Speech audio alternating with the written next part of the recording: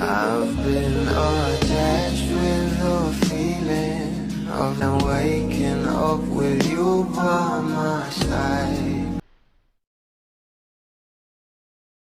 Marami nga talagang kinilig na ating Donnie at Belle nang ilabas na nga ang kanilang new series na meron ngang title na How to Spot a Red Flag, at kung saan marami talagang mga bula ang sobrang natuwa dito dahil aabangan nga nila ito na talaga namang pinag-uusapan na.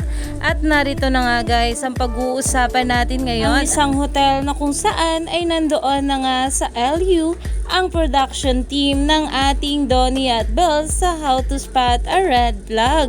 At ayon nga dito, welcome production team of Don Bell. Mani nga agad dito ng maraming komento. At ayon nga dito, yung production ng Don Bell nasa amin sa LU. Bakit naman ngayong wala ako doon?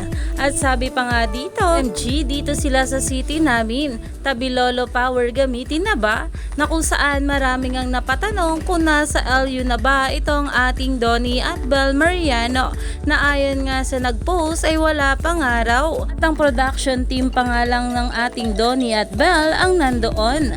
At sa mga susunod na araw ay paniguradong nandoon na rin ang ating Donnie at Belle Mariano, dahil alam naman natin na lock-in taping nga ang magaganap sa ating couple. Kaya naman stay tuned lang tayo for more update.